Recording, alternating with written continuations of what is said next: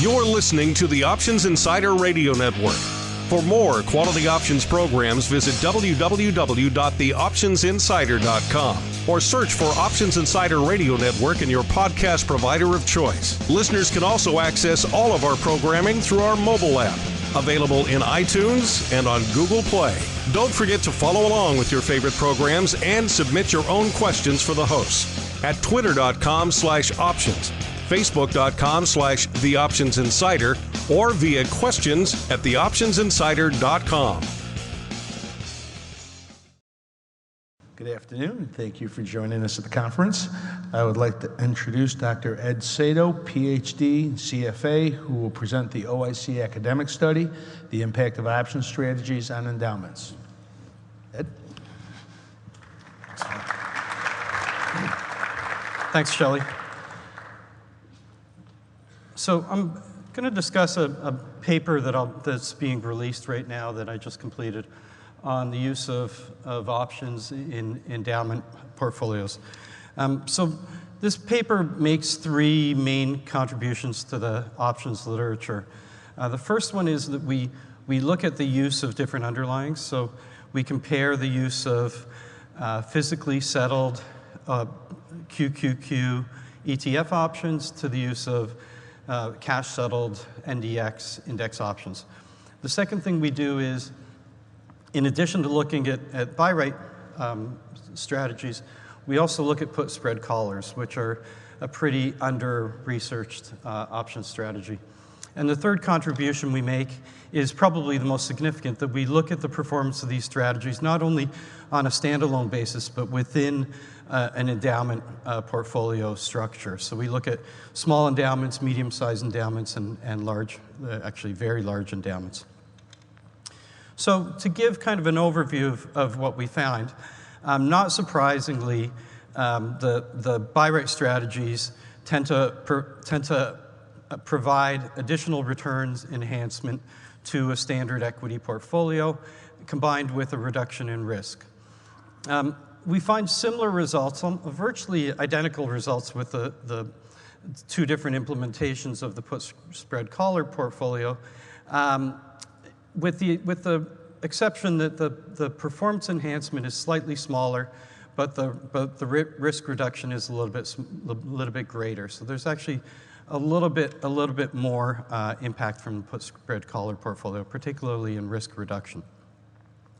In the endowment portfolios, we find similar impacts, but smaller impacts in general, and that comes from a number of reasons. One of which, we're applying the option strategy as an overlay within the endowment portfolio, so it's only a small part of the portfolio, particularly for the very large endowment that has a very small equity allocation. And secondly, these endowment portfolios tend to be very diversified to start with, so the risk reduction impact is a little bit smaller. So let me jump into the slides here and start off with the impact of transaction costs. So in the analysis, we include some adjustment for transaction costs, but by buying on the offer and selling on the bid when we enter into our option positions. Not surprisingly, the put spread collar, which has three legs, has a larger drag from the transaction costs than the buy rate. But we also noticed that as time has passed, over the 18 plus years of the study, the transaction cost drag has reduced significantly. And a big part of that is the very high volatility environment that we started off with at the beginning of the period, but also in general, the spreads have come in a bit. So one would assume that in the current environment, since these transaction costs are averaged over our entire study, one would assume that in the current environment, the transaction costs would be sort of towards the lower end of the scale. This second slide shows the average annual premium collected. So one of the reasons that we focused on put spread collars is that they provide a buffering to the downside, which isn't provided by the buy rate strategies, but they can also be done in a premium collection mode, as opposed to something like a collar that is typically done either premium neutral or costing premium. So you notice again, in the very high volatility period at the beginning, the implied vols were, sometimes over 100%, and the premium collected was very, very, very significant. That's come down over time, but even towards the end of the period, we're still looking at an annual premium collection somewhere in the sort of 5% range. So I now turn to the standalone performance of the buy rates and then later the put spread callers in an equity portfolio. So when we apply the buy rates to a NDX 100 portfolio, you can see significant improvements in return over the entire period and significant reductions in risk. If I pull up the summary statistics, you can see improvements in return of somewhere in the order of 2 to 3%, and reductions in standard deviation by about 1/3 or so. But more importantly, the maximum drawdown is reduced by somewhere in the order of 20 to 30% over the period. We see similar results with the put spread collar, although, as I mentioned before, the return enhancement isn't quite as great. In fact, we can see that for some of the implementations, there's very, very small return enhancement. But across the board, again, the standard deviation is reduced meaningfully, and the maximum drawdowns are reduced in a major way. But again, this gives us a standalone equity performance picture. It doesn't really tell us how it would perform in a diversified portfolio. So prior to moving on to the endowments, I ranked the performance year by year on NDX performance. So we could see how the option-based strategies performed in good years for the NDX versus bad years for the NDX. And you see in 2008, which was the worst of the years, we had a loss of somewhere around 40% of the NDX. The option strategies, in this case, the buy rate and put spread callers, performed virtually identically. But for all losses above that, slightly smaller losses, anywhere from 0 to about 35%, there was a significant improvement in the returns by implementing the option strategies. In the middle, around 0 to 10% return years, there was very little difference. And in some years, you could see the option strategies, particularly in those kind of moderately positive years, the option strategies somewhat underperformed. So the big improvement we see in returns and, of course, reductions in maximum drawdowns occur in those really particularly bad years. So now I move on to the endowments. And in order to create hypothetical endowments, I took the Nakubo Common Fund study of endowment allocations, where they calculate the average allocations to different size endowments, and I create basically policy-weighted returns to 3 different hypothetical endowments. A small endowment, which is less than 25 million, mid-sized endowment, which is 100 to 500 million, and a very large endowment, which is greater than $1 billion. And the next 3 slides show that time series of asset allocation. So you can see with the small endowment, the equity allocation, which is on the bottom, is quite high. As we move to a mid-sized and then to a large endowment or very large endowment, the equity allocation shrinks considerably, and the alternatives allocation kind of takes its place, right? More allocation to hedge funds, private equity, things like that. So again, we would expect that as that equity allocation shrinks, the impact of putting an overlay over that part of the portfolio would become smaller. And that's exactly what we find.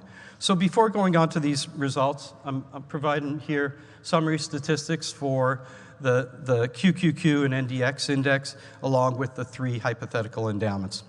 And you can see the performance was generally similar. The very large and medium-sized endowments underperformed a bit from a raw return perspective, but they had significantly lower risk than the equity index because of the well-diversified nature of the portfolios. So now I move on to the small hypothetical endowment. So again, the performance here is significantly improved. I mean, there are small percentage-wise impacts per year. if I show you in the summary statistics.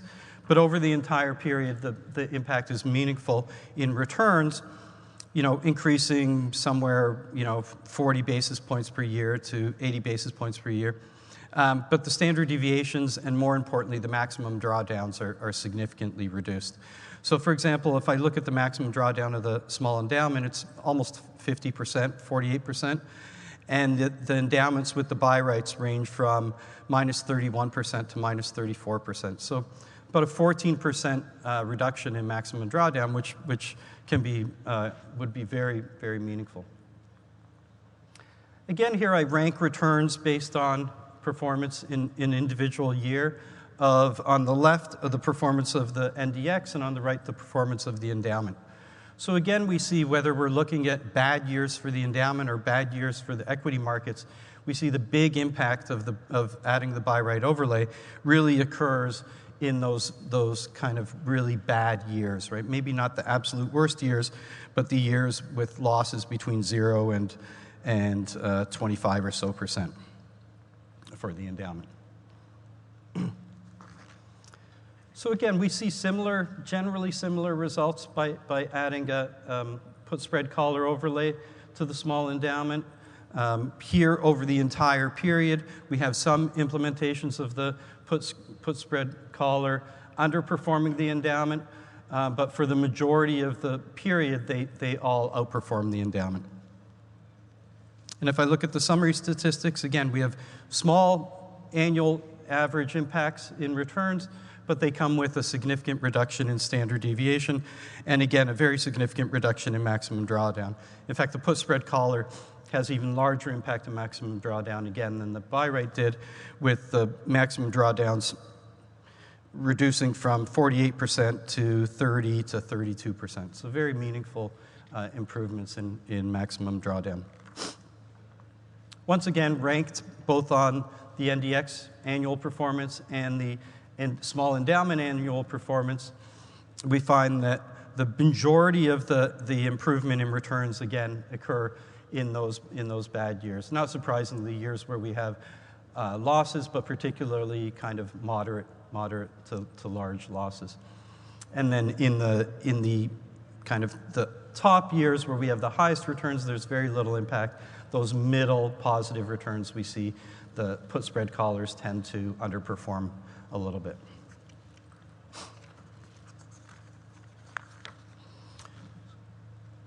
We find similar results. I'll go through these pretty quickly because they're quite similar, but we find similar results for the mid-sized endowment. Here it is with the buy right and with the put spread collar. And again, with the very large endowment, with the buy right and the put spread collar. Sorry. The big difference here, again, as I mentioned before, is that the large endowment tends to have a very small equity allocation, so the impact on the endowment tends to be smaller. Now, this doesn't take into account that a number of the asset classes that the large endowment invests in probably already have some option allocation, and that portfolio is also very well diversified. So we expect to see some smaller impacts. So overall, the results suggest that not only do put spread collars and buy rights provide meaningful improvements in return and very meaningful reductions in risk in a standalone environment, but in an endowment, whether it's a small size endowment or a very large endowment, we can find some very, very meaningful reductions in risk, along with some mild improvements in return. Thank you.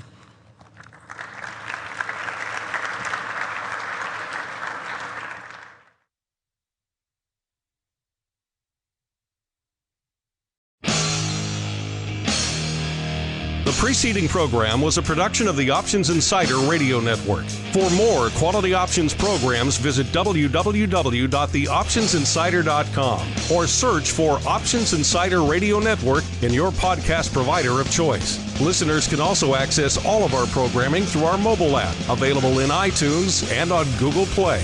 Don't forget to follow along with your favorite programs and submit your own questions for the hosts at twitter.com/options, facebook.com/theoptionsinsider, or via questions@theoptionsinsider.com.